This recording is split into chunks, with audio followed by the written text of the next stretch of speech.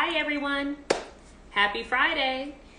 Today is Feedback Friday, which means this is the time that we pause, reflect, and think about the beauty that is feedback.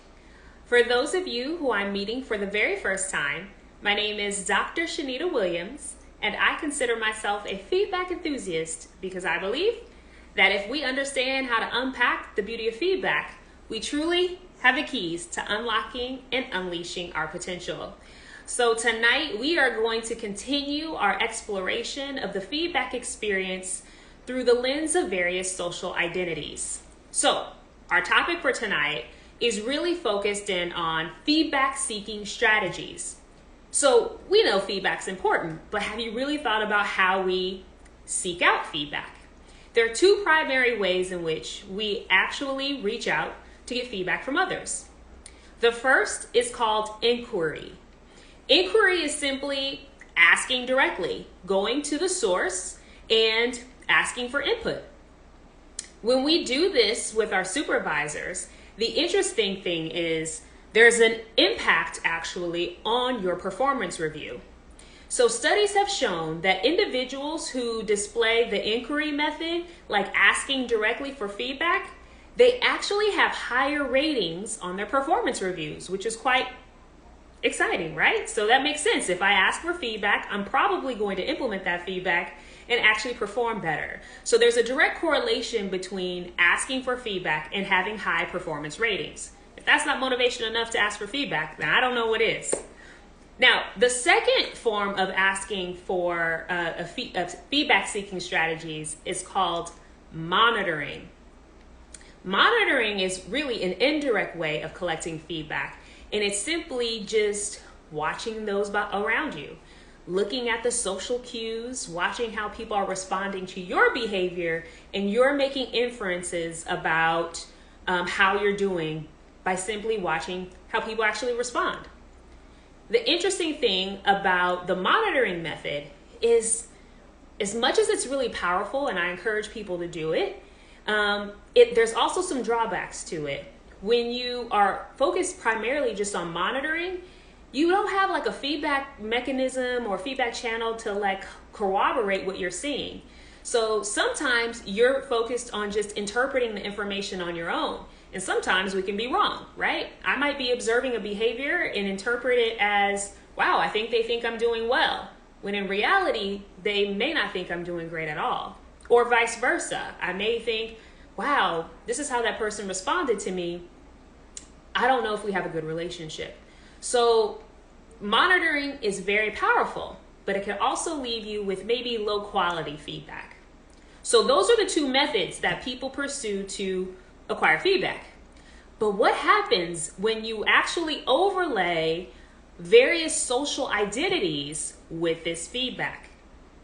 Now, when you look at the feedback exchange, I think we can learn a lot about how underrepresented employees really, their lived experience happens in the workplace when you really pause and think about it. So, studies have shown that when you lay over some social identities, we don't actually ask for as much feedback.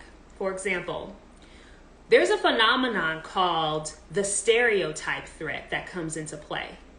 When you are the only social identity in your work group or team, so when I say social identity, you could be the only woman, the only person with that sexual orientation or gender identity, that person that only of a specific race. If you are a minority in your workspace, chances are you may be thinking about what's called the stereotype threat.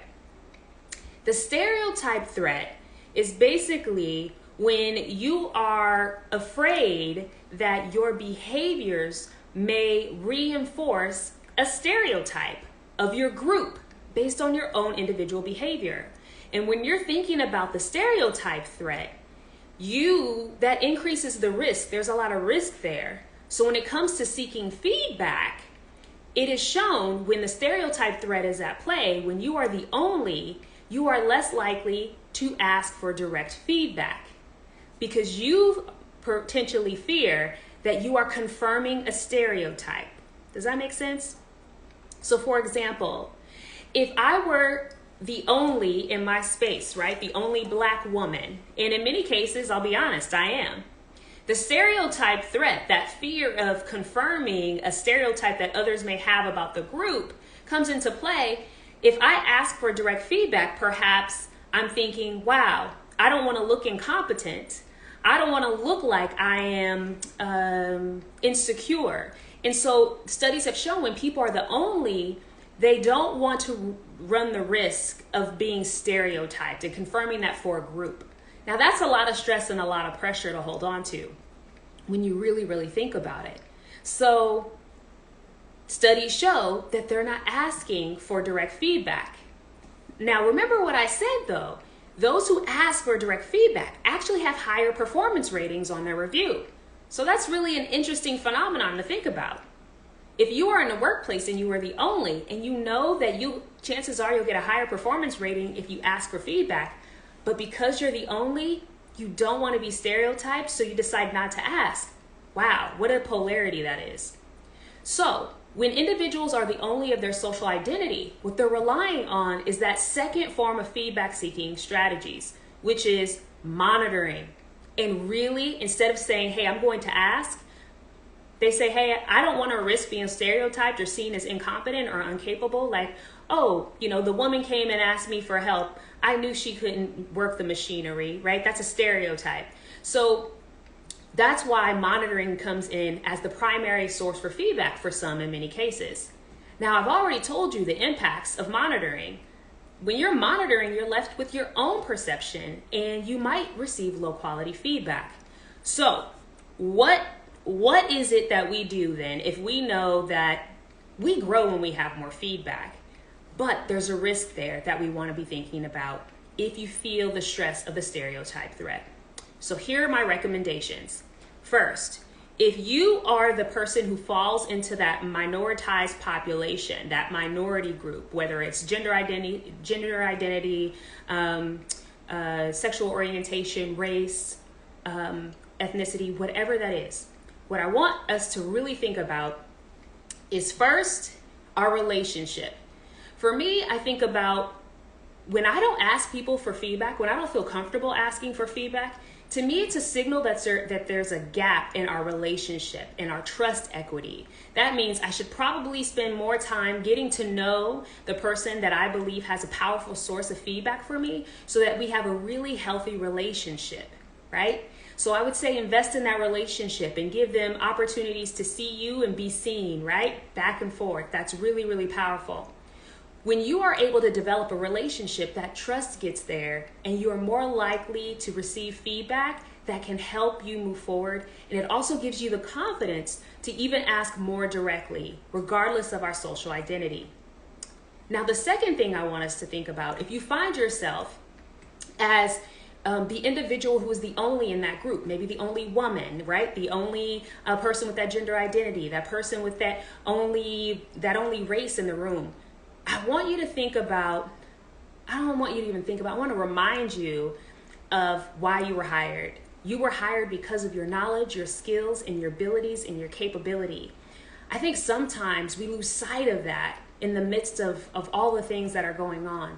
So don't lose sight when you find yourself thinking in this space of, weighing the risks. Should I ask for direct feedback, but I don't want them to label me. I don't want them to think that I'm incompetent or I'm incapable or I'm insecure.